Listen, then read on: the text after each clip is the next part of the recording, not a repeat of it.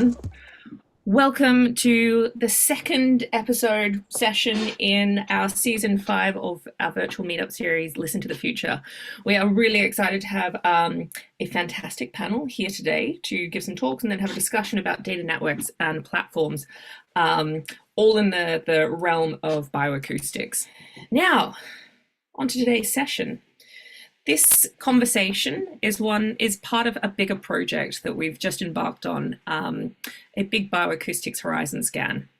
And we're really excited and I talked a little bit about this last week, so I'll go through it quickly if you weren't here. Our goal is to bring together the bioacoustic community to have a conversation and then go through a formal prioritization exercise to help identify the main areas of ripe for investment and main areas of innovation and potential moving forward for the sector. We're supported by an awesome advisory committee, which you can see here. And this whole project is being led by one of our team members, Vanessa. So if you have any questions about the project, get in touch with Vanessa. She's in the chat and she's going to be the one who's, if you're involved in this, she'll be the one you're talking to as well. And just so you know a little bit about the Horizon Scan approach, we've just started with a literature review. We're now in stage 2, the community input stage. So we're hosting these big open discussions to have these conversations about the state of the field and to look forward to where the field could be going. The next stage will be, and I think it's open right now, is some expert topic sourcing to create a really long list of topics for where innovation and where the future is for the field. And then we'll go through some prioritization workshops with a group of experts from the bioacoustic field to then develop this short list of priorities identified by the sector. Did that go backwards? Oh, yes. The 3 Horizons framework, which you talked about last week, and I just want to mention it because it's helpful to have this framework to think through as we're thinking about looking towards the future and thinking about where innovation is needed or where we could be going. And I think there's two main things we think about. There's on the shorter term horizon, like what can we solve? We kind of know how to solve, which is brute force. Like what are the innovations and directions of travel where we just need to put a lot of resource behind it. And we also don't want to just be thinking in that sort of timeline. We want to just be thinking further ahead and at this third area, kind of these blue sky opportunities for what would truly transform the field. And what if we directed investment, we don't know how to get there, but if we could get there, it would be truly transformative. So we want to try and have a conversation that covers both, more than just the near horizons of the things we kind of know that are coming and we'll get there, and how quickly we get there is just resource dependent. We want to think beyond that as well and have a really open conversation about what innovation could be for this field. Now, finally, this is, like I said, the second in a series of 4 conversations. The next one will be about data analytics and AI. And then finally, we'll conclude with a conversation about policy integration and scientific impact. But for today's session, we're talking all about data networks and platforms. And I'm really excited to welcome our first speaker, Erin Bayne, to the stage. So Dr. Erin Bayne is a professor in the Faculty of Sciences at the University of Alberta. As co-editor of the Alberta Biodiversity Monitoring Institute Scientific Centre, Erin leads efforts to track changes in Alberta's wildlife and habitats, providing critical insights for decision-making. He also directs WildTrax, an open access platform to share and process remote camera and acoustic recorder unit data. He's a valued member of our Horizon Scans Advisory Committee. And today we've asked him to provide a brief introduction to this topic and pose some relevant questions to set us up ahead of before the other speakers join. So, Erin, please take it away. Well, thank you very much, Stephanie. Today what I'm going to talk about is I'm going to use my example, some of my history, I guess, of where I've worked in big data and data integration, and talk about sort of the example, what we've used, and how I think we can move this to a global scale. So I'm an old guy and I've been doing field work for over 30 years, and I spent a lot of my time running around northern Canada, measuring trees with a kilometer VHF telemetry on animals, walking through minus 40 degrees Celsius in the cold to get snow tracks, and getting up at 3 o'clock in the morning. Yes, you have to get up at 3 o'clock in the morning to do board point counts in Canada. And that data has been invaluable, and it's a huge archival record that a lot of people have spent a lot of time creating integrated data sets, and I'm going to talk a little bit about that. But one of the things we learned in trying to integrate old data sets like that is it's a lot of work. It's a huge amount of work to go back after the fact and try to put this together. And over the last, I would say 10 to 15 years, a lot of those technologies have changed. We have LiDAR now, we have, satellite transmitters, we have remote cameras, and today what we're going to talk about, we have ARUs. And these have revolutionized the way we collect data in terms of the velocity, how fast we get it, the volume, how much we get. But there's a lot of issues that we're going to have to rectify if we want to make true use of this data. If we don't get ahead of this soon, it'll just swamp us and overwhelm us in a way that we just will not be able to catch up. So this is just an example of the old times, right? Of trying to bring together everybody's point count data in Canada. And this is, shows the amount of time it took us to actually bring together everyone's point count data, standardize it in a way that was useful. And what you end up finding out is everybody does things a little bit different. And the challenges of a little bit different is analytics become more complicated. It becomes harder to put it all together and analyze it. And it takes a lot of time to figure out how to do that. So what we've been working on is with bioacoustics is when I personally here in Alberta started to recognize that people were going to start to use these as replacements for some of this historical data, I wanted to get a platform in place that helped everybody work together in a centralized way where they could all do what they wanted to do individually, but we'd be actively following a set of database standards and rules that would let us share the data much more effectively and efficiently. So the kind of stuff we're talking about, though, is a very rapidly evolving field. And one of the things that I think is a fundamental challenge going forward in bioacoustics in terms of using it for long-term monitoring, change, habitat modeling, and things like that is we have a huge array of technologies out there. We talked a lot about what's coming in the future and what they're capable of doing.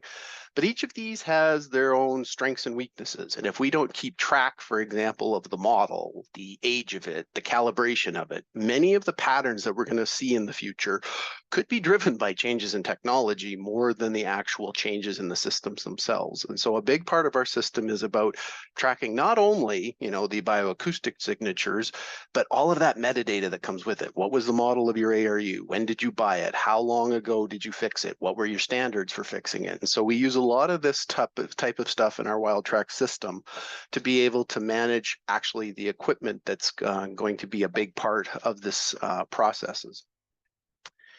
So our solution is what's called, and I call it a Canadian solution. It is not that it would apply anywhere else in the world. It's simply sort of that's the domain over which we have been fairly effective. Is what's called WildTrax, and which was mentioned.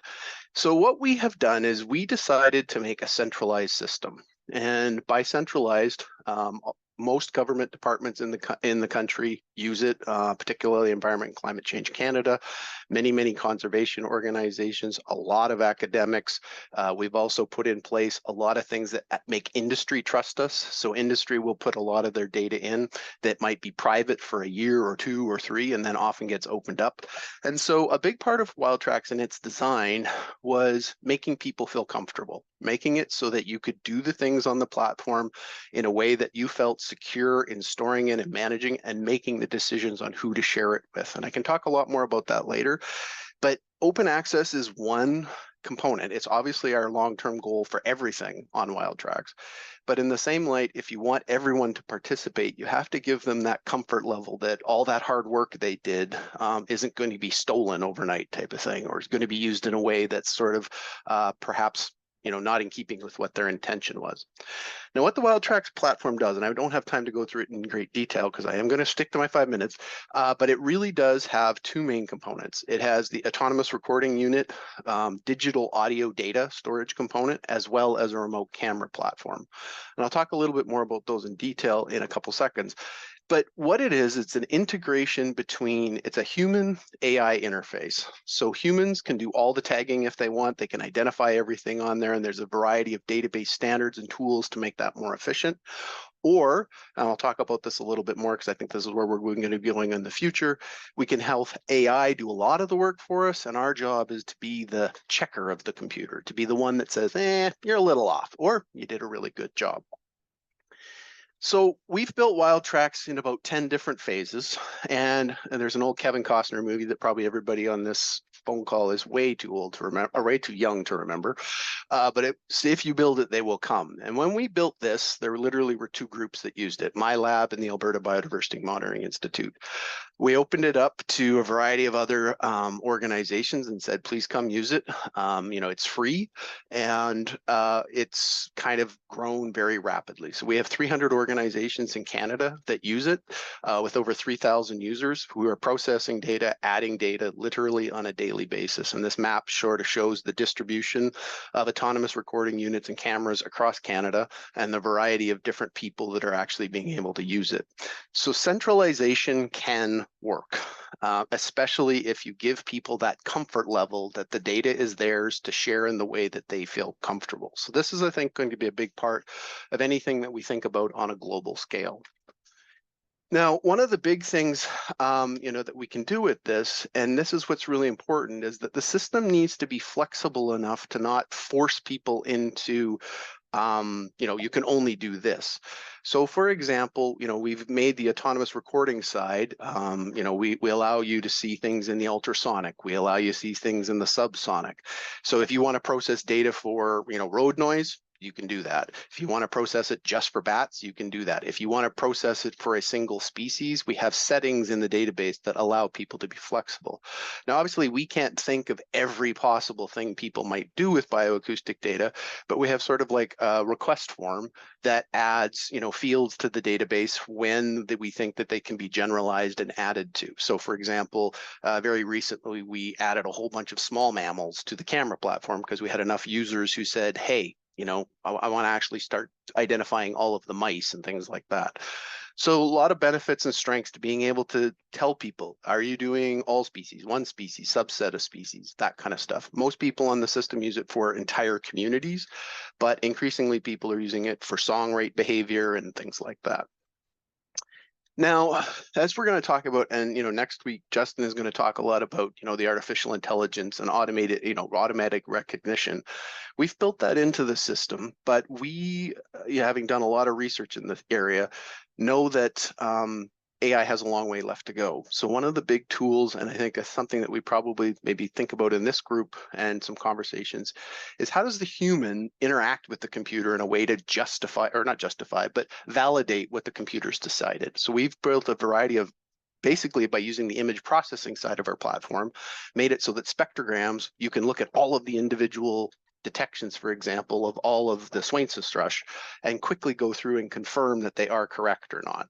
The other thing this does, it gives you things like amplitude, it gives you the degree to which this spectrogram matches a exemplar recording of that species, and it helps us make sure that the data has what we call high veracity. So in other words, the high quality data where every single detection that someone has done or a computer has done has been confirmed. So today what we're going to see, right, is other visions of what data like this can look like. Our vision really comes from, these ARUs sitting out autonomously in the environment, collecting data on everything, and then giving people the greatest flexibility they need to be able to process that in a way that they want. But ultimately where we're going, and hopefully we can have some time to talk about it, is to be able to let that data be searchable, those raw recordings to be available in a centralized way that people could go, I need a recording from this place at this time to do this thing. And that's exactly what we're doing right now.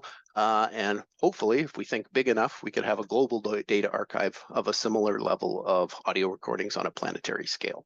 So I will stop there. Thank you so much, Erin. I'm not going to, you've got a few questions coming through on the chat that I'm going to direct you to pick up in the chat. There's one question I'm going to put about, how do we fund big platforms like that? That I'm not going to put to you. I'm going to bring into the main discussion. So thank you so much for setting us up. And I'm going to move on to our next speaker, Dr. Amandine Gasc is an ecologist and researcher at IRD and IMBE in France, and her research focuses on using soundscape analysis for biodiversity monitoring and detecting environmental disturbances. Amandine is a co-creator of the Silent Cities Consortium, which captured a remarkable collection of soundscape recordings from over 30 countries during the COVID lockdown.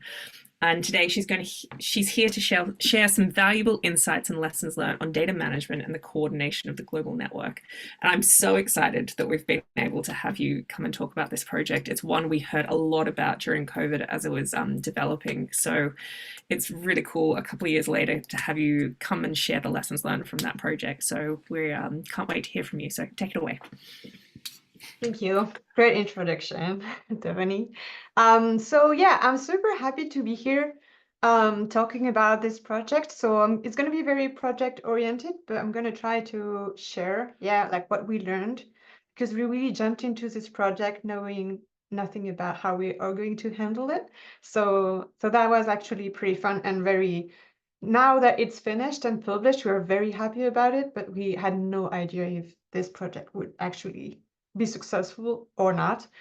So we'll talk about this project called Silent Cities. So I'm going to talk on the behalf of all the Silent Cities Consortium. And yes, so 3 days before the French lockdown, which happened the March 17 of 2020, we realized what was going to happen. Because we heard about, we are going maybe have a lockdown. We never really realized what that would imply as consequences, and especially as researchers. So we had a meeting and we're like, okay, so we cannot go out in the field. We have all that equipment. Everything is canceled and we're stuck at home. And we are going to witness a huge change in the soundscape in the cities. And so we were in the meeting and we decided, we should put the recorder we have at home on our balcony or private property and document what is going on. So I was talking with Dr. Samuel Chalet and we were like, okay, but with 2 points, what can we say about this? Maybe we should see if other people wants to join and maybe come up with a little protocol and share it and see if people are interested. So we ended up having a leading team of these people you can see on screen. So Dr. Samuel Chalea, Dr. Nicolas Farouja, Dr. Jeremy Froidevaux, myself, and Nicolas Pajusco from different fields, which was interesting. So socioecology, deep learning, conservation, ecoacoustics, and physics. And we put this together and we shared it with our communities. With the idea of, from all of our different expertise, maybe trying to answer different questions. So something about bioacoustics. I'm going to move this over here so I can actually see my slides. Yeah. So can we improve the performances of ecoacoustic indices in urban environment? Because most of the time, we never really use that much soundscape analysis in very noisy environment. We try to avoid them because it's hard to look at the biophony and the noise through acoustic indices, but this was like a perfect time to actually test those indices in an urban environment without noise. We wanted to study the effect of containment measures on urban soundscapes. About territorial sciences, we wanted to look at the link between the level of economic activity and noise pollution in cities. About environmental sciences, so subjective perception of the different soundscape configuration collected in urban socio-ecosystems. And finally, we saw some application in machine learning, looking at the generalization of sound event recognition using those data. So first, we just came up with a first protocol, and we just shared it with everybody through emails. We had a form ready to go for people to subscribe if they wanted to share to participate to the project. And then we really focused on having a collaborative and open source, open data project. That was the goal. So from feedbacks we received, we opened up a little bit the first protocol to include people who had some equipment, but were not maybe academics. So journalists wanted to join, some people who had really high quality recorder wanted to join. So we opened up a bit the protocol, but mostly we had open acoustic audio muff systems, wildlife SM4 systems, but we also accepted other programmable recording devices. And we recorded 48 kilohertz in mono to reduce the amount of data, 1 minute every 10 minutes, and with gain that were kind of tested to be specific to urban environment. Especially, we were expected to record the returning to normal activity, so normal noise of the cities. So we wanted to have a low gain just to capture that. Okay, so how to handle international collaboration? So we had, I think what was good is we had a lead team of this, the people I presented at the beginning and the consortium, so different level of collaborators. We had to generate unique ID for contributors. And also we had to handle very carefully with private information from people, because people sometimes were sending us the address or, so with acoustic data, that's a big issue, especially in urban soundscapes. So we protected the actual localization of the acoustic recorders to have because voices were recorded sometimes. Yeah, and we tried to use software that were from non-profit organization as well. And we centralized all the file collection, and we also shared the information about the project, like the protocol, through an OSF project. So it's an open science foundation project. And yeah, so that was one way to all share the data. And at first, when we started the project, OSF had no limitation on the amount of data you could share. After our project, that changed a little bit. And then we really had to, I think the success of that project really was on having a good communication with the leading team. We used Mattermost to follow the project and all the exchanges without going through emails, which is a nightmare. And for the consortium communication, we had to go through emails, and that was not a great system at all. But we didn't have anything else that we could use. So what did we learn about data management? So as I said, we used the OSF to get the data from the participant. And first of all, the connectivity was not good enough for some participants. So even if the majority used the OSF to give us the data, we still had to use Dropbox, WeTransfer, and sending SD cards and all of that for people who had not a really good connection. And also at the end of the as the project was growing, OSF decided there was really too much data, and now they have a cap of how big you can store data and share data. I don't remember the cap. About data analysis by the leading team, we had to download everything locally on a supercomputer to run the pre-processing and the analysis, which took us a lot of time. I don't know any other way of doing this, but I think that could be a little problematic for such big projects. And then data open access from leading team to all users. How do we, after analyzing everything, cleaning everything and checking all the data, share it? Because we really wanted all the data to be open to everyone. First of all, I talked about privacy protection. So we could not share the exact location of the recorder, and we also ran a speech recognition algorithm, and we have the entire data set, but we were able to share only the data set without speech recordings. That ended up in an open archive that is now on OSF. So we removed everything from OSF and put the clean and protected, privacy protected final database back on OSF. So now it's about 4.9 terabytes of data. About how to how did we learn about project management? So we didn't have any funding for that project. So really was based on people having recorder at home and all these like tools that are available right now for us. So that really was good, like do not wait to have money to work kind of illustration. There was amazing to be collaborative, and we managed to be kind of open all the way except for the speech in the recordings that we could not share. And I really could see in that project the power of having people with various skills. I think that really helped the project to be successful. And we also in the leading team had a non-leadership management style, which was kind of new to me. We had clear objectives and good communication. I think that made it work.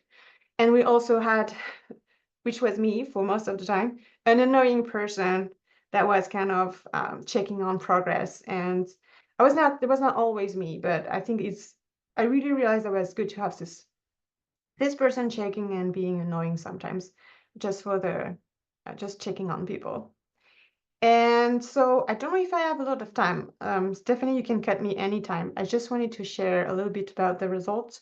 So the paper is now submitted and published by Scientific Data. So this is the dataset, description, and some preliminary results. And the dataset is now open, so anybody who wants to work on those data, feel free.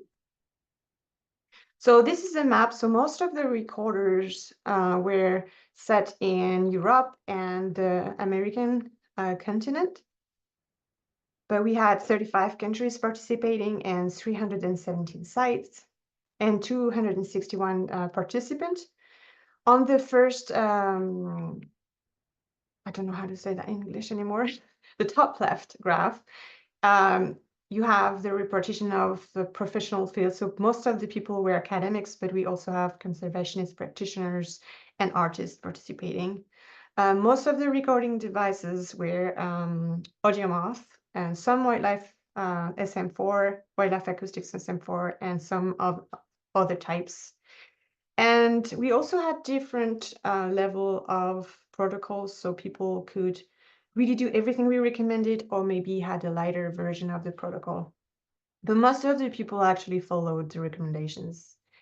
We also had different type of confinement level depending on when and where the recordings were made. So we wanted to make sure we had enough data in various level of confinement to run analysis. So we have enough data looking at the level 0, 1, and 2, which is no measures, recommended not to leave home, or not allowed to leave home with some exception. Not much data about the third very drastic level. And we also have data of different climate. So we took that into account, of course, in our analysis. And the bottom figure, you can see when most of the recordings were made, mostly between April and July 2020. And just one quick result. So on the left, you see the amount of anthropophony level along the day, the time of the day, for different type of confinement level. And as expected, as confinement level increase, anthropophony level decrease. And what we're most interested in is the biophony level, because a lot of people reported that they could hear more of the biophony, but we didn't know if it was just a perception information, because we could hear better animals, or if it was actually a higher activity of animals. From our analysis, we could show that it was actually a higher level of biophonical activities. And I just wanted to thank all the participants of this project. And also I wanted just to share, so what we learned also from that project is that we didn't have at the time a lot of places where we could share the idea of that project, and we had to go through emails. So we, after the fact, developed a Slack. So you're welcome to join to that Slack. And there is also a Stack Exchange Bioacoustic forum for questions that was developed recently, and there is a project that I found very interesting that lists all the existing soundscape collections worldwide, which I don't know if you have an idea of a project, it's easier to know what's done already, maybe contact people to have some collaboration on some specific project you would like to do based on existing collections. And I hope I'm not too long. Thank you. Wonderful, thank you so much. I think I've got one question to start you off. So the lockdown took everyone by surprise, and you had to move really, really quickly to ensure broad coverage right from the start, which you, like you've just told us how successful it was. You mentioned also that getting started without funding, no specific funding, and just like getting going was really important. And in my experience, I'd say that actually not having funding is a barrier unless you're united by a very specific common goal and a like unique opportunity that you'll never get again, which I think helped mobilize people. But like I'd love to hear from you. What's one key factor that you think made the Silent Cities project possible and made it successful? I think maybe because we were the first proposing this. Like a lot of people I think came with the idea, but maybe we were the first sharing it with a protocol ready to go. So I think having things quickly ready to go helped. And for sure, I mean, I have no like, I have this experience of the one project. So I'm hopeful that even if you do not have funding, but you have a simple, very clear objective and task, you can mobilize like, people to help you. But maybe the context was so unique that maybe if I try again with another project, this is not going to work. I don't know. So yeah, of course it was unique, and it also helped people. People told me that this project helped them having a purpose because suddenly they had nothing else to do. And so that was a positive thing that they could do in this very anxious environment. And so I think that helps the project. Feeling like you're part of something bigger than yourself and contributing to something, right? And that power of community. Vanessa, I'm just going to throw one question to you and then we'll move on to our next speaker. Vanessa, do you want to ask the question that you posted in the chat?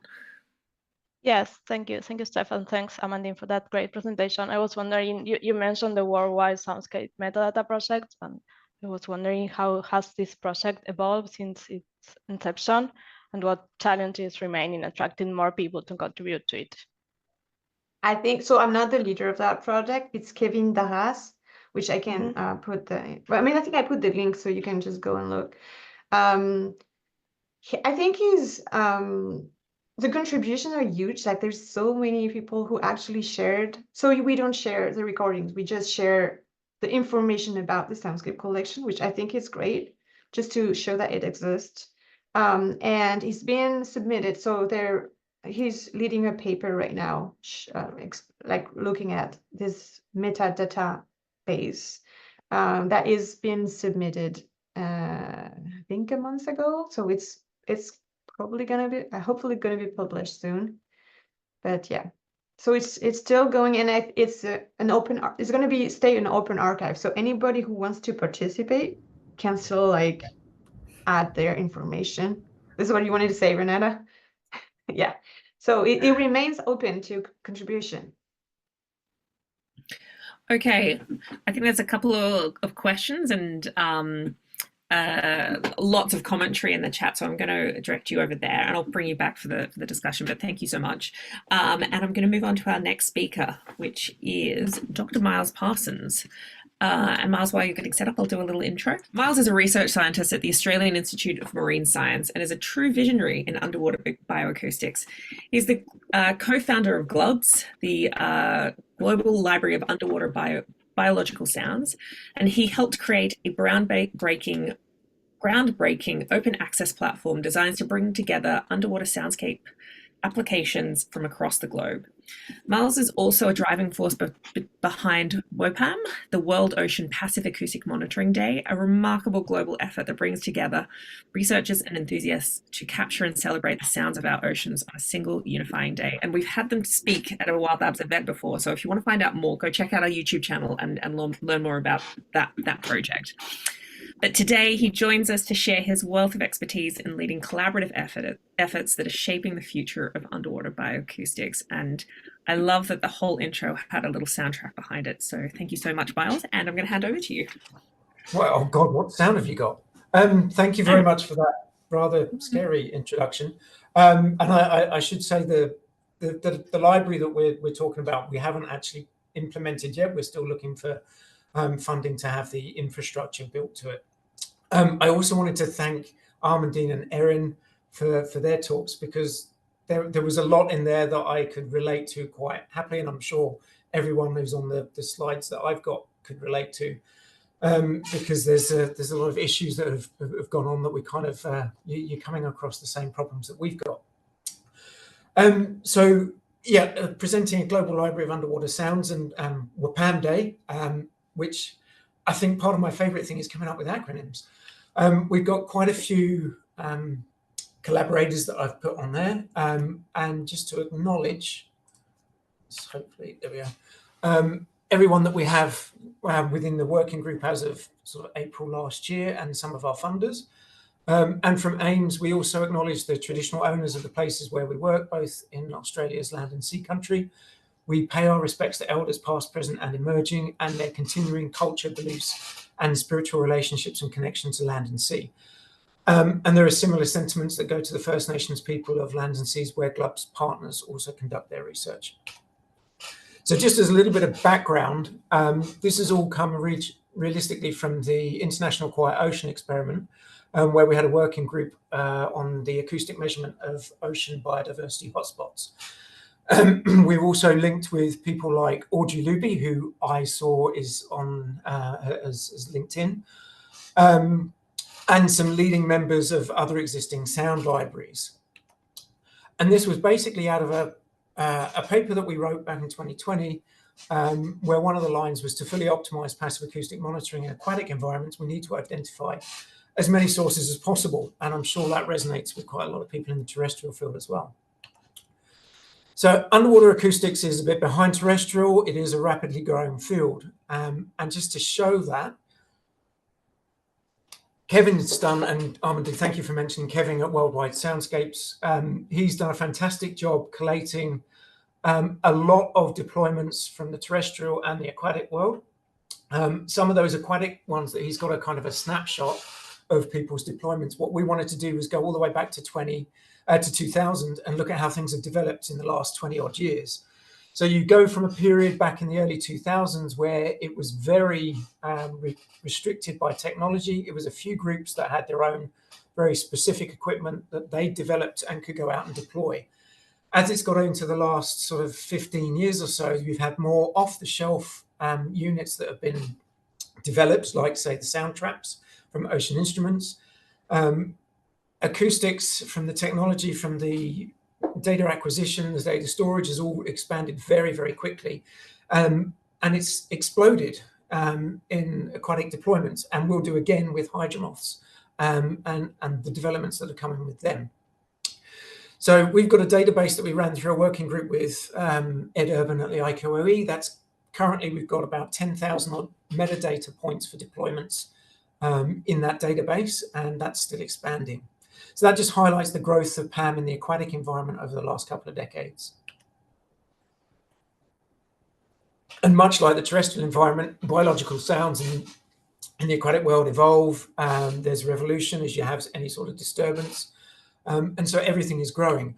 What we probably have more of in the underwater world is a much bigger number of unknown sounds, because it's so much harder for us to validate what is producing those sounds. And I use this as an example of that, in that Lauren Hawkins, who's a PhD student at Curtin University, has been through over 140 Australian data sets. They've been provided by about 7 institutes. That totals 150 to 100 years if you ran all of those recordings back to back.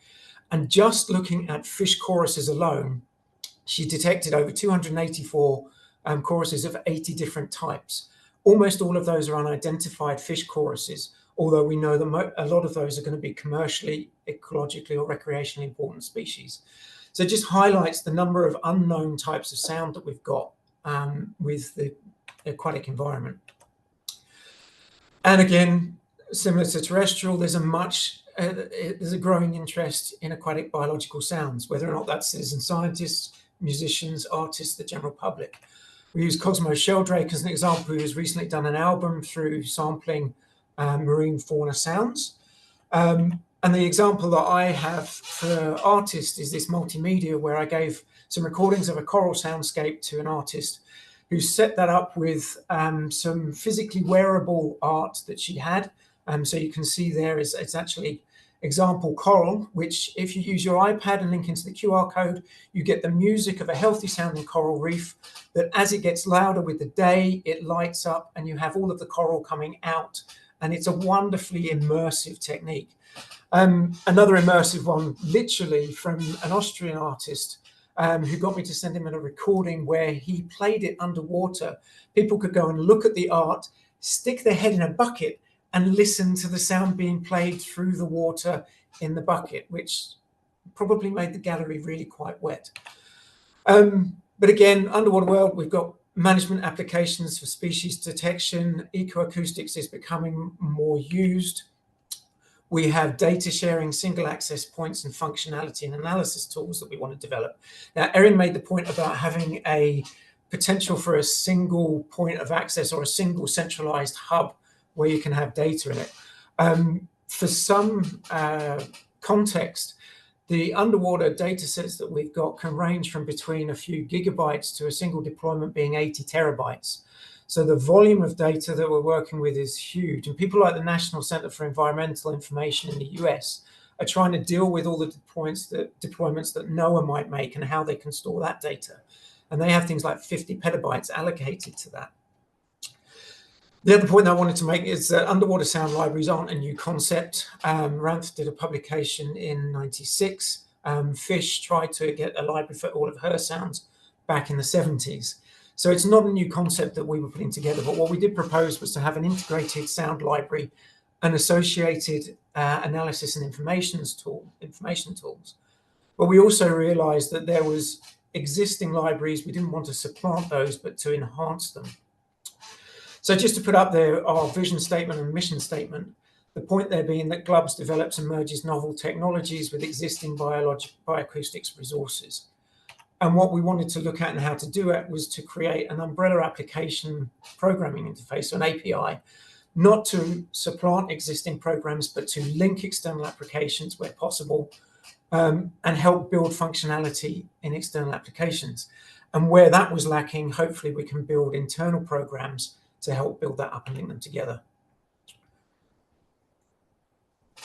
So in talking about this, and one of the points that we wanted to get across is that we've done this as hopefully in as a co-designed way as we can. We talked to 85 aquatic acousticians across 20 countries to look at what they felt should be in this sort of platform.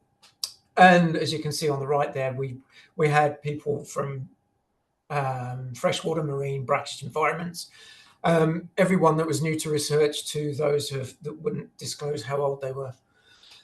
So we had a range of people to talk to. We gave them a list of questions to discuss, and we also wanted to try and prioritize what they felt was the most needed applications and how they could be linked together. So I've just put up there, there's probably not time to read it all, but just to identify that even though we know there's reference libraries out there, getting a big reference library of known sounds for our research field was clearly the top one.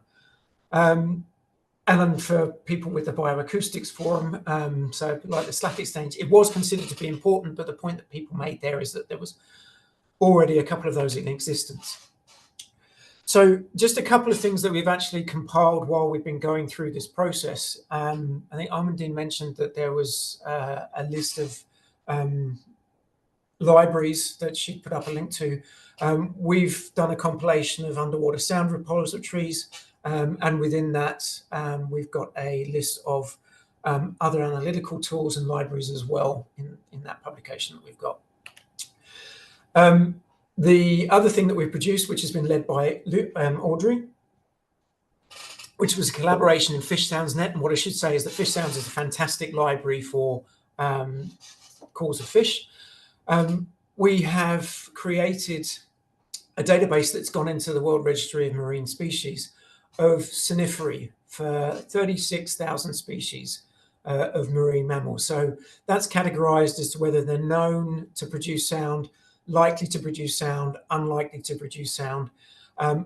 And you can see a little graph there of where those species fall in terms of whether or not we know or think they will produce sound. The other thing that I wanted to bring to your attention is WPAM Day.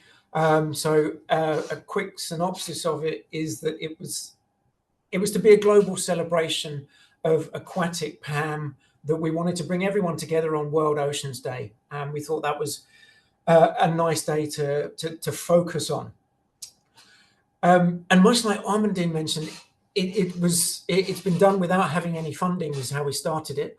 But in contrast to you having an urgent need to get things out and to get people involved, what we needed to do was recognize that there were people that already had deployments going on, and rather than get them to put out new things, to have them share data from that one particular day, because as I said, these are huge data sets in terms of their volume. So just having 1 or 2 days is very useful. We've done it for 2 years now. We're still collating data from 2023 because some of the deployments go for 12 months. We have over 100 institutes from 2024, over 200 researchers that were willing to share data from over 400 sites. One thing I'll play just at the end is an example of the soundtracks that can get produced by taking those sounds and bring them together to make a musical track. And what we hope is that this will give us a snapshot of the world's aquatic soundscapes. And next year, we hope for that to become citizen scientists to be involved. And one of the future developments would really be those low-cost hydrophone systems to make it more accessible. The stalling points that we've had there is data agreements in terms of liability and licensing for data. Obviously, working in an aquatic environment, if we're leading it, I've got slightly more concerns about people's safety and deploying things into a water environment. But there are hurdles that we're getting through there. Moving that into the future, research institutes can pick up data in a range of aquatic systems, but we tend to be focused more on nearshore. Citizen scientists can get to nearshore and freshwater systems, but to get that deep water coverage, there's the Argo program. If you're not aware of these are Argo floats, several thousands of them that are constantly floating around the world's ocean picking up data. There's been talk about connecting hydrophones to these, potentially to be able to just get sound level products, but in an ideal world, being able to get raw data that could be shared to look at some of those soundscapes themselves from that day, from June 8th.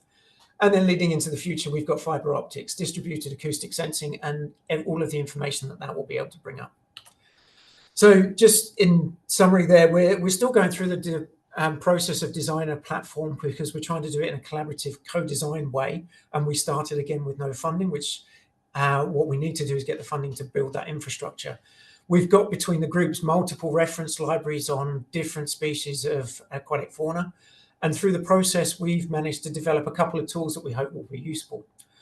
But again, much like everyone, it's all about embracing the aspects and the interests in PAM and hopefully bringing in citizen scientists, which has a very scary data volume side to it for us. And I've mentioned that, the data agreement side of things. So if I have any time left, and if this sounds played well, do I? You can nod. I can see you, Steph. I'll hit play on. You promised to make it interactive, so yes, you won me over. Okay.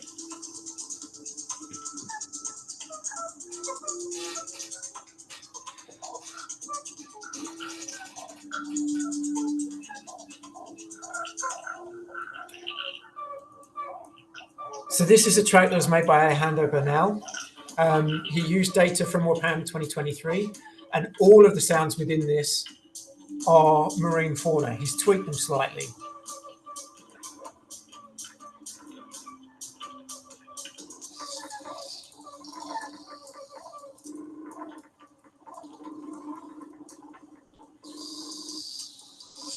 All right, I'll stop that there, otherwise it'll go for ages.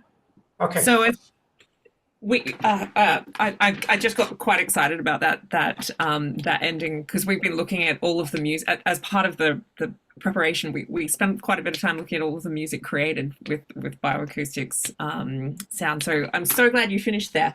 But I'm quite conscious of the time, so I'm just going to throw to. There were a couple of questions that were really interesting that I wanted to throw to. Bob, did you want to jump in with yours?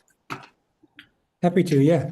So I was just wondering, you mentioned you were building all these tools of analyses on this platform. I couldn't completely follow everything, so I might misrepresent what you said. But are you also planning to like make APIs, or maybe they already exist, to export the data of these analyses to be used in other platforms, so that the stuff actually goes in but also goes out again? So yeah, it hasn't been built to us, yet. for instance, to Xeno-canto, that I'm going to talk about in a second, or other places. I mean, there are plenty of great platforms these days. So yeah, I mean, the idea would be to link with the Worldwide Soundscapes project itself. So yeah, if I've understood you correctly, we would like to be able to get into other data repositories, allow users to be able to analyze some of that data with specific detection algorithms, which have either been developed on a platform that we would have, or their own that they could be able to share. So it would be interactive to be able to go in and out of different APIs. But yeah, we're still in the process of designing how that would work. Okay, Vanessa, do you want to ask your question? Yeah, sure. Thank you. I was wondering, like you mentioned a huge amount of data, and I was wondering what are the possibilities and challenges for developing compression and reconstruction techniques for bioacoustic data to enhance storage capabilities without losing any kind of information. Sorry, I constantly get the mickey taken at me for having a large number of hard drives on my desk. Yeah, compression, not only compression, but subsampling. So we go through the process of looking at how well the subsampling can affect the outputs that we get, and whether or not, say, you can decimate your data collection from continuous to 1 minute every half hour, every 15 minutes, and whether or not it's just worth saving that smaller amount of data. Unfortunately, it all seems to be representative on what you're actually, your objectives are and what species you're targeting. In terms of compression, I don't really have much experience in that in terms of being able to put it up on a much larger database. Everything that I have stays uncompressed because it just takes me time to compress and take it apart again every time I want to use it. So I work with a large number of hard drives and leave it uncompressed. Okay, wonderful. Thank you so much, Miles. I'm going to bring you back for the discussion in a few minutes. But before that, we're going to hear from our last speaker, who's already kicked off discussion. Love seeing a conversation between our speakers. Bob, you're up next. So do you want to get your talk up, and I'll give you a quick introduction. So Dr. Robert Planqué is an associate professor of mathematical biology at VU University, Amsterdam. We've invited Bob here to share his insights as an innovative co-founder and administrator of Xeno-canto, a revolutionary platform dedicated to sharing wildlife sounds from across the globe. Since its launch in 2005, Xeno-canto has evolved into the world's largest open access resource for bird sound recordings. The vibrant community has also expanded to include the sounds of other taxa, including insects, insects and bats, and fostering collaboration and discovery in the world of bioacoustics. Can't wait to hear more. Bob, do you want to take it away? It's a pleasure, Stephanie. I should hire you to introduce me more. I think we all agree, all speakers, that you do an amazing job. So it's a pleasure to be here. And you did give me my affiliation at one of the universities in Amsterdam, although the work that I'm presenting here has really nothing to do with it. That is to say that I run this together with Willem Pierre, and we started this in about 20 years ago, and neither of us get paid for doing it. And in fact, no one gets paid for doing this. And so in terms of funding, I'll give you some hints why that works here, and why this may or may not work in your case. So for those that are not so familiar yet with this project, it is mostly known as a place for bird sounds. And we started this 20 years ago for the simple reason that there was very little out there. You could buy some DVDs and cassette tapes, but the more you have of those, the harder it is to find anything in them, because you have to searching through these things is just a nightmare. So we just thought we'd just make an upload button and start sharing, and that kind of got out of hand over the years. This is essentially what it looks like on the front page, and everyone gets an immediate acknowledgement. If you add something, then you're on the front page for at least for a bit. And from the very start, since both of us are scientists, we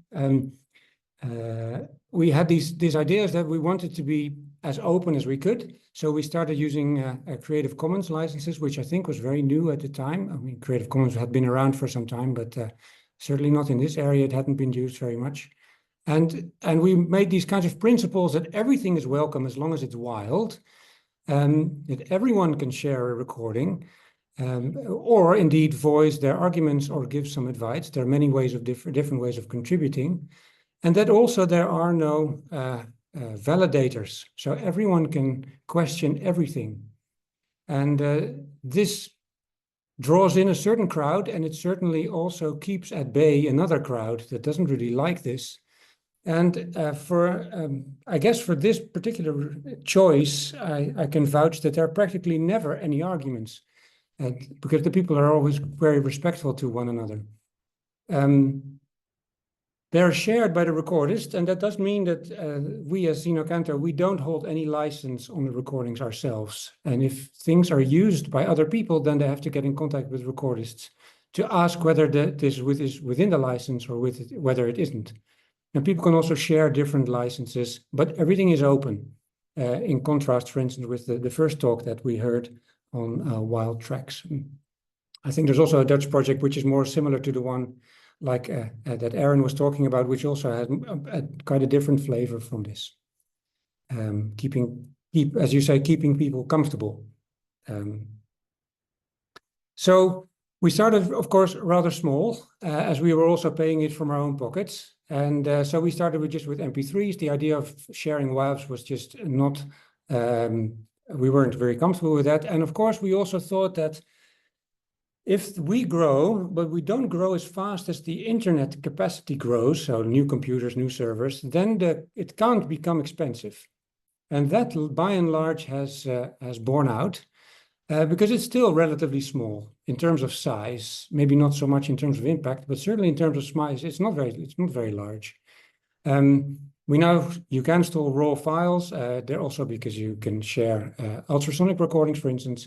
And we started other groups like the grasshoppers and crickets of the world, the bats of the world, and now also frogs and toads this year. And we hope before the end of the year, we start with land mammals. And as we already saw from Miles just now, marine mammals are also on the list, but they are a different kettle of fish altogether. Well, they're not fish, but you see what I mean. It's always been very open, and together with the help of Naturalis Biodiversity Center, I'm actually at there right now. We've opened to GBIF, and I think Xeno-canto has about 2/3 or so, or a little bit less than that, of all the sounds that you can find on GBIF are currently from us, with the major remaining part is from iNaturalist. So that's nice. People use our data from via GBIF a lot, but we've also open sourced the code. You can run your local version if you're a bit savvy of Xeno-canto and develop it if you like. And so this is, and I think there are quite a few people in the audience that are much more savvy in terms of programming skills than me. You're more than welcome to suggest things and develop things in a way that you can see fit, and then if we come to some good agreement, and the code can go into the system. The mission has been, and probably will be for some time, to collect, order, and classify sounds of nature. So to increase their accessibility, and of course to increase the knowledge that we have about them. And this you can take as wide as you can in terms of what these words mean. The recordings at the moment roughly come from these kinds of places. There are a couple of places that are just hard, let's say Sudan, the Congo, and northern Siberia, definitely Greenland. But by and large, the world is covered quite well. And there are on the order of, well, close to 1 million, maybe that's a bit pushing it, but on the order of 800,000 to 900,000 recordings now. But it's only 14,000 hours, which I think is a lot less than quite a lot of the things that we've been talking about today.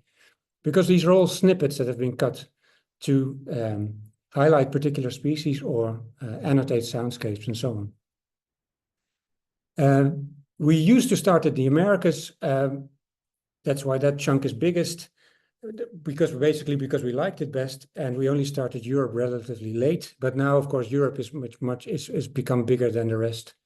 For some reason, the US doesn't chip in enough. They go to other platforms. There are on the order of 10,000 or so recordists and another 30,000 to 40,000 people that are registered but haven't contributed recordings. But they, if you're a member, then you can use the website in a slightly more powerful way.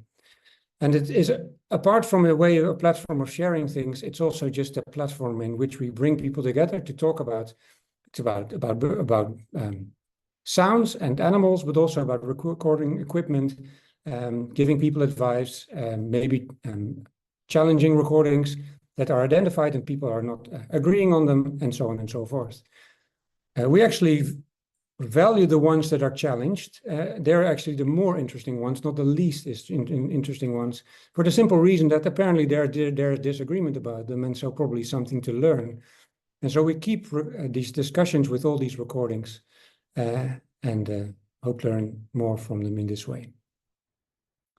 This is another way of plotting how it's grown. It's only 3 terabytes, right? You can just buy one hard drive these days and fit it all on if you want it. And you see how it has kind of exploded since we've started sharing WAVs last year or 2, 3. These recordings are used in all kinds of places. There are on the order of 4,000 or 5,000 papers that reference Xeno-canto in some way or another. So these are things from environmental studies to AI. I think practically, I don't really know because it's not my field, but I think most of the AI algorithms are trained on Xeno-canto data, except of course for marine stuff because we don't have marine data. So a lot of those papers are in that field, obviously. There are apps that are built with this. There are theater shows and BBC documentaries, all kinds of things.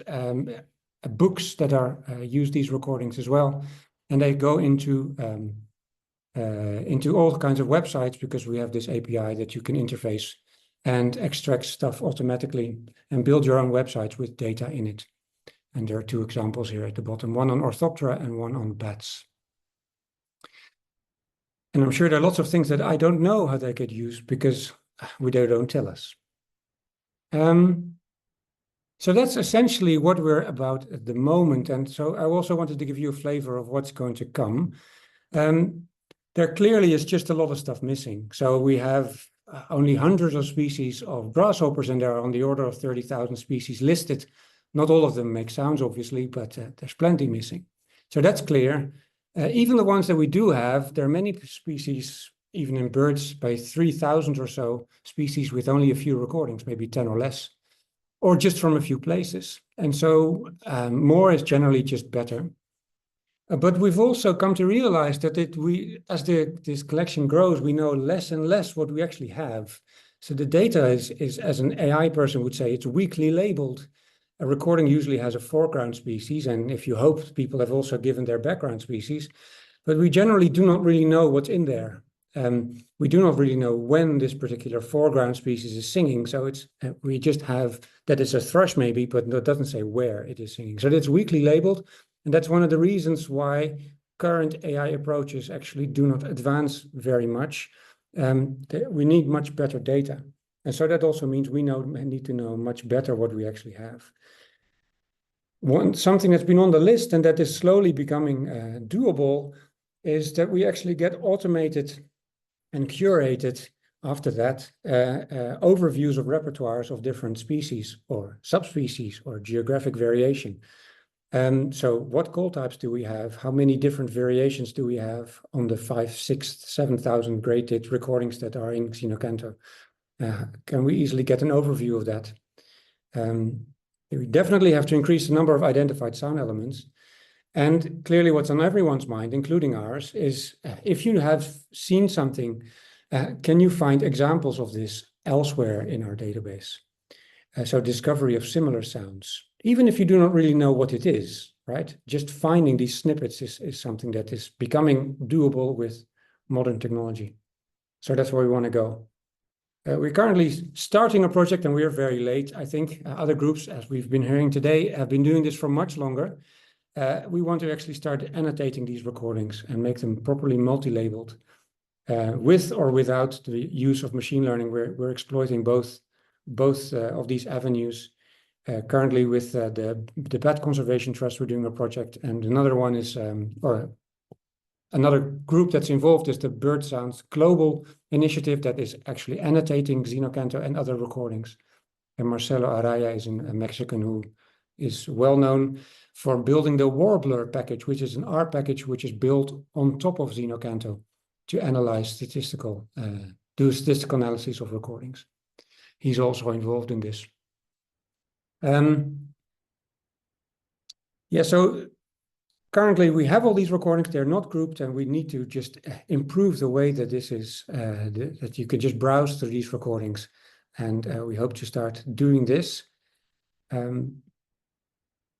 And we've also now have a beta version of that actually introduces machine learning in Xeno-canto. We had one running in 2013, so that's over a decade ago. It was extremely simple and before any of the CNNs that are currently running. But the guy who made it, a Brazilian, didn't want to open source his code that he had made, and so we had to part ways. So after 10 years now, we finally have a new version. So Aves Echo is something that is built here at Naturalis in the Arise project, and it actually builds on BirdNet, which is, I think, something that very many people know. I think it's one of the industry standard algorithms currently out there. We're going to start small because I think we're going to open Pandora's box with all these people that are on this platform. We have hundreds of people coming around every day. And so if we make too many things possible, then we get a lot of noise. So bear with us a little bit. But this is exciting for us at least, and I hope we will see some nice developments of this in the future. It's actually already been done by Google. So Tom Denton at Google, together with Sajjad Anwar at a company called Development in India, made something like similarity search for Xeno-canto, but not for us. I mean, they built it on us, but they didn't make it for us. They made it for a group in Australia that had a very large passive monitoring thing going with lots and lots of data, and they just wanted to say something like, if I found this, can you give me examples from Xeno-canto that sound like it? But this is not, so it's been done, but it's not built into Xeno-canto yet. We would like to do this. So that's it, basically. So this is where we are right now, and I hope the journal will continue for some time. Thank you so much, Bob. And I think we might need to say goodbye to Miles. Is that correct? Yeah, I'm afraid I'm going to have to head off because it's 11:15. I've got a 45-minute drive home. We forgive you. Do you want to have, Bob, I'm going to ask you a question, but Miles, do you want to have one last moment to throw something into discussion? Like, do you want to kick the discussion off? Like, what do you think is the most important thing this group discuss, having listened to the other speakers? And there's a lot of different themes coming through. What are your final thoughts that you want to throw into this discussion to set us off? From us moving forward, someone put interoperability into the chat. I don't know who it was. Yeah, that's going to be one of the key things. Unless someone wants to put funding in there as well and has a money pot that they want to share. But yeah, no, interoperability would be the one for us, or for me. How much funding do you think is needed? That depends on how far you want to go as to whether or not you wanted to put a simple beta library or a reference library together. I think Fish Sounds, I think we were talking about $500,000 from our side, from Australian dollars. For the full platform that we wanted to do, we were talking about somewhere between 3 and 5. Okay. Perhaps Thank you. Bob is useful to talk about as well. We're going to discuss funding. We're going to discuss interoperability and collaboration as well, I think. So, but thank you so much for joining us and sharing your work. That was wonderful. And have a safe drive home. Thank you. Thanks, Miles. Yeah. Now, Bob, back to you. Xeno-canto, like what a fascinating talk. I want to start. There were so many questions in the chat with you for you. So, like, if you can split your brain in two while other people are talking, I'd love for you to answer some of them. But a lot of them are setting up the bigger discussion. But the one I wanted to start with is like, so you're 20 years in to building this project. Like, well, I think we're almost 10 years in for WildLabs, and like the number of lessons we've learned along the way, I can't imagine how many you've had as well. And like in this project, the Horizon Scan aims to anticipate innovations over the next 20 years. But looking back nearly 20 years ago when your project started, did you envisage it evolving into what it's become? And what surprises and unexpected developments have shaped the platform, and how do you think it might influence your vision for the next two decades? Oh, that's quite the kitchen sink there. I know, sorry. Pick one bit of it. No, it's so we just, I think, so we have seen over the last 20 years, we've seen quite a few initiatives that try to do something like it. And I think actually we're at the stage, because of the modern machine learning and all these very cheap recording devices, we're again in a phase in which people are trying to set up all kinds of new initiatives.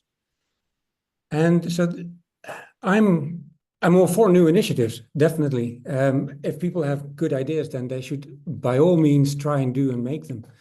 But it does seem that it's one of the things that is very, very difficult in the field of these sound libraries is funding for libraries in general and funding for archives.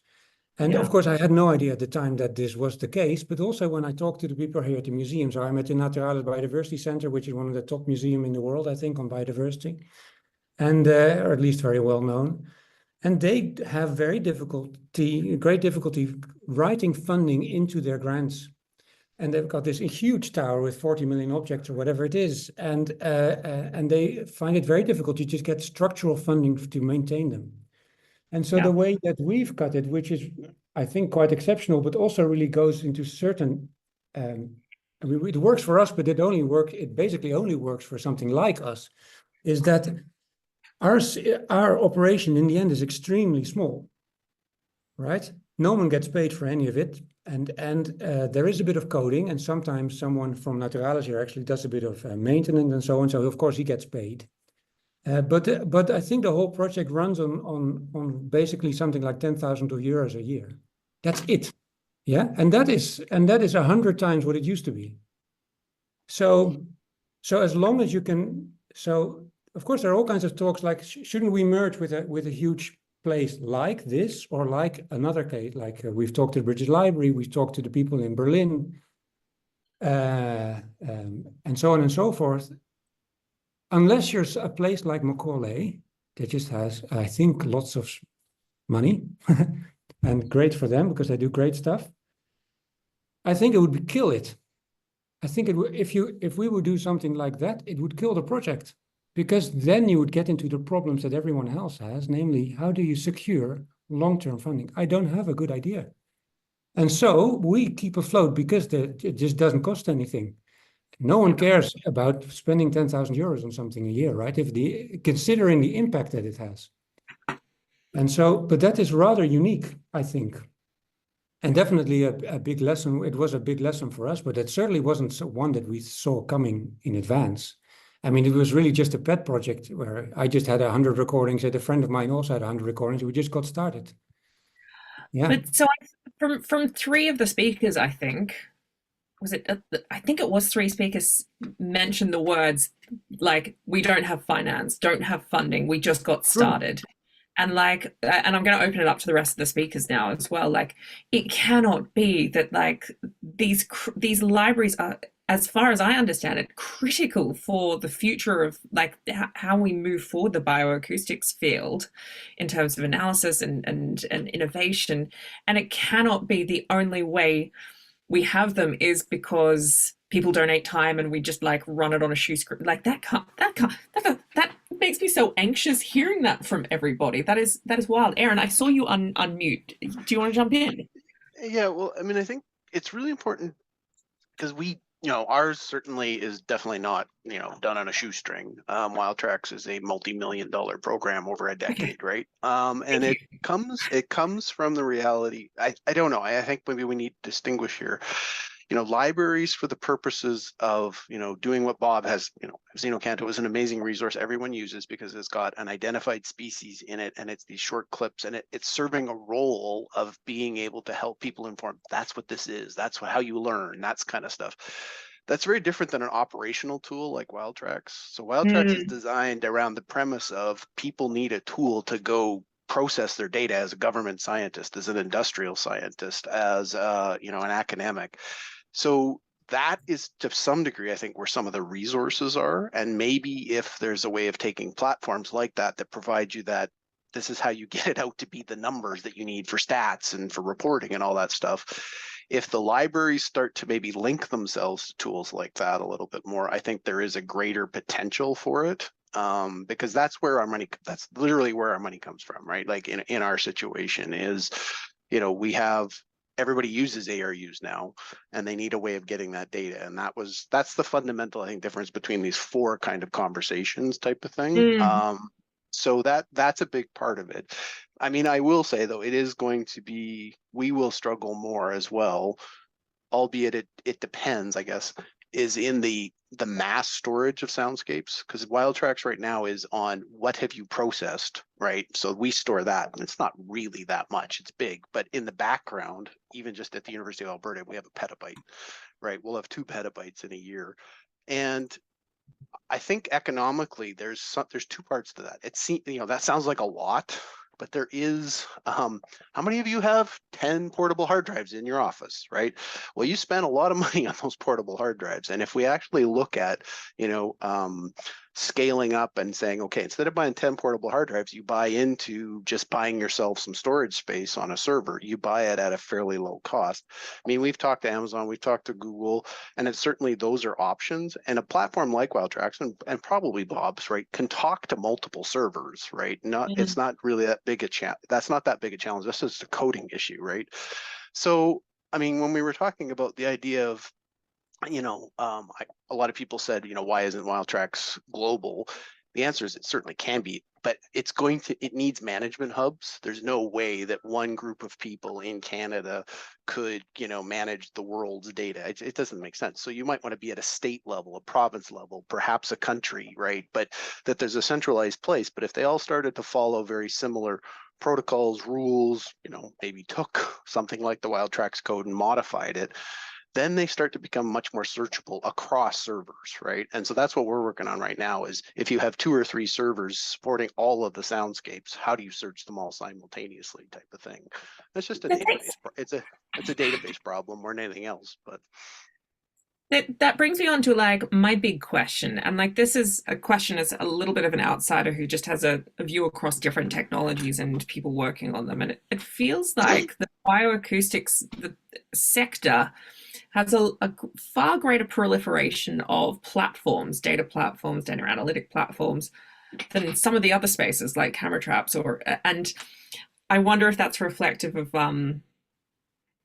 how developed the marine sector is in terms of soundscape bioacoustic monitoring. But no matter the reason, it feels like there are all of these different places, and this came up in the chat quite a bit of like, oh, does this one talk to this? And I guess my question is like, Erin, you just mentioned, hey, like DataTrax could become like, there is a pathway for it to be the place where everything lives. I'm not saying that you've like committed to that or anything, but no, like, I have not. So that's very good. Is that the desirable future, or if like has that ship already well and truly sailed and like the battle is actually interoperability and making sure things talk to each other and like data leakage and all that sort of stuff? What I didn't mean to say, and maybe what I should do is is there's a lot, for example, in the bird data management world, right? There's far more than bioacoustics, right? There's point count data, there's banding data, there's telemetry data, there's a lot of this kind of thing.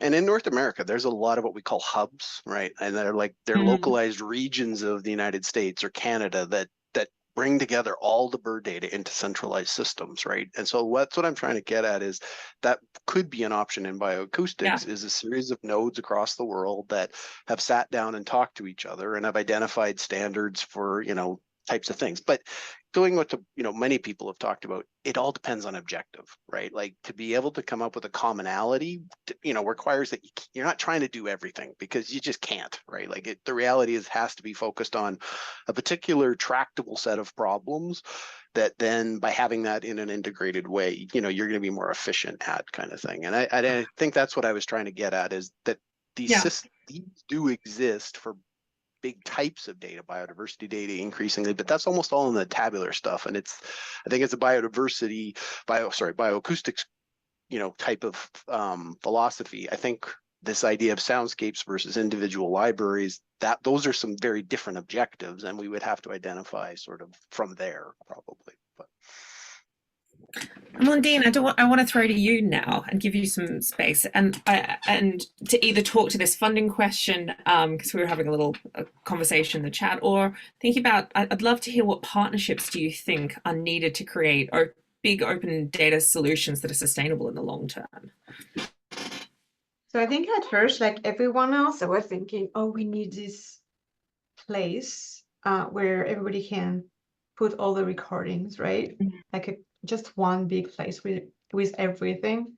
And it's just impossible. It's not manageable. And I think I agree with most of what was said in the chat that we need interoperability between things. And mostly personally, because I'm working on soundscape, I'm really interested in databases that could integrate both species-oriented recordings and also soundscape recordings.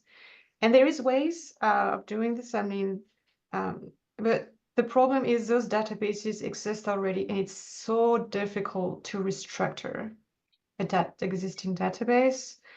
But it's still necessary. So I'm thinking, like, if you want to design your own database for your own use, it's fine as long as maybe we come to a kind of a basal standardized pieces of your database that is interoperable with other ones.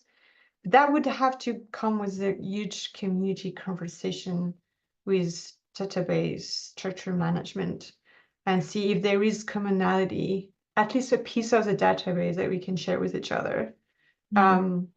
Would be a great solution. So you don't have to, like Xeno-canto doesn't have to include soundscape recordings, but at least this database would be interoperable with like other ones. I don't know if you ever thought about including soundscape recordings. I feel like it's a different objective, but so I think interoperability, to conclude, is probably the key there in terms of storage and not having everything at one place. Bob, you're saying you do have soundscapes? Yeah, we do. Although there are few, and no one knows about them, and they're not so easy to find. But we do have them because mostly, if you browse around, everything is ordered by species, right? And so the soundscapes are not so easy to find unless you search for soundscape, let's say, and then you will find them. And so I'm sure that you've just overlooked them because they didn't come back in any searches if you tried the searches. But we do have them, but we don't advocate them. But there are some that are hours long.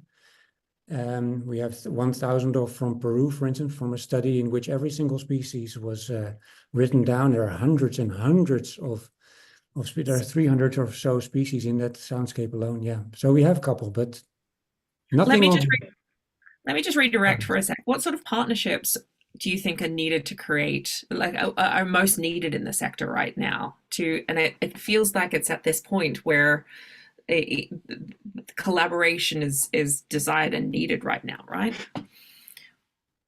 what do you think is needed in terms of collaboration or the infrastructure needed to make data shareable and these data platforms talk to each other?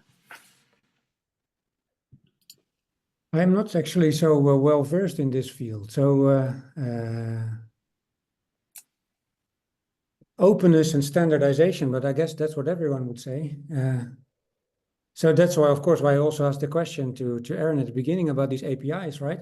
If you make something that I can tap into, then you get a kind of an ecosystem of different things that do that everyone can specialize a little bit, but then the whole thing is put together. But of course, this is very difficult to come up with for the simple reason that there are so many different things you can possibly do and different things that people actually do. And so standardizing that is very difficult. And we have just as I think Erin's point was very good. I mean, we are extremely focal in what we do, and that's what we do, and we try to be good at it, but not in anything else. So I don't actually have a good view on that, I have to say. Let me throw everyone just one last question because I'm conscious of the time. And Erin, I might start with you. If you could change or get support for one thing that you think would revolutionize the field, what would that be? Oh my.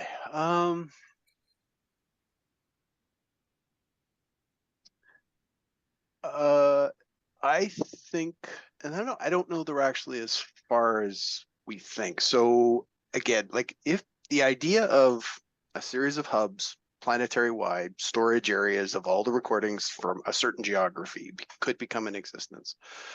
What I think we're ultimately going to need, for example, is there's more recording. Some of the recordings we have are brutal. They're bad weather, they're this, they're that. The point is, I think we are getting to the point, and I've been talking with the Google guys about this quite a bit, is the idea of embeddings and a database that would actually manage the embeddings. And the idea being there is there's so much information in those embeddings that we don't even know what it is yet, but that people could use that as a search tool to be able to identify the kinds of recordings for the purposes that they're looking for, I think is where we're probably going to be headed. But to ultimately make it truly what would be amazing from a scientific perspective, a conservation perspective, would be that the network of recording that's available is searchable, right? Again, that is the key. And everybody could have their own server, not everybody, but centralized series of servers that would be searchable in that way would give us that flexibility to make the data available and truly used. And I mean, there was a great point here about the carbon, right, footprint of all this storage and this massive, but the carbon footprint of us going out and collecting these data as biologists is also massive, right? And so if more people could use them, right, we're actually probably reducing that because people are not having, they can exploit a data archive of a decade or 20 years to do things that they might not otherwise have. So I do think it's that centralization of the raw audio would not centralization, but hubs, I guess is the best way. I really should use the word hubs. Hubs of that archive with a searchability would be what changes the game, I think, for everybody. I'd love to talk more with you about that at a different point. Excellent. So, Amandine, do you want to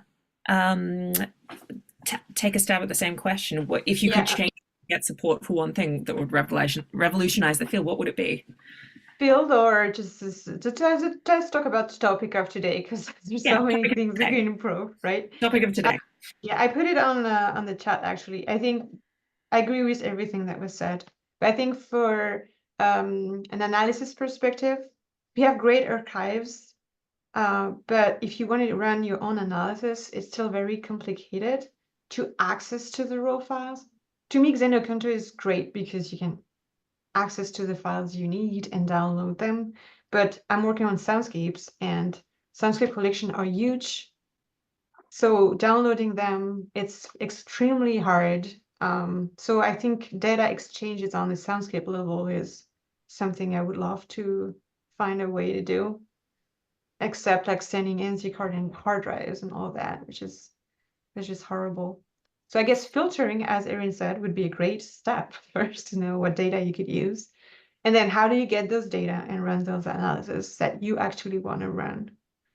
Do you have to download them all in your local server, or can you have maybe another platform related to the other ones that can run some analysis, that specified analysis you want?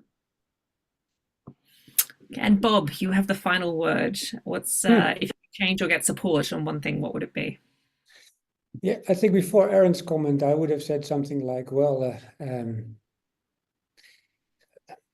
a globally usable algorithm of sorts.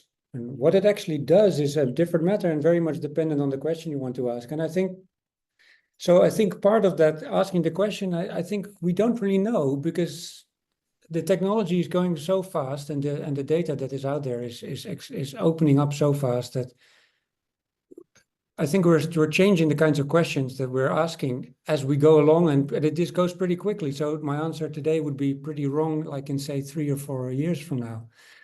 But the point about these embeddings, that you can share the embeddings.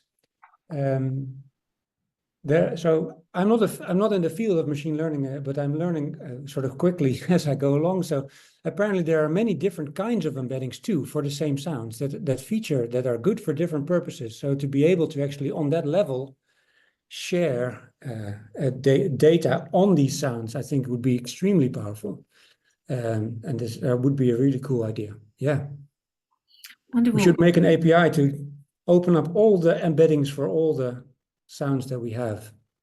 It's actually that could be a week's work if we decided to do it, because the algorithm is there and it's pretty good.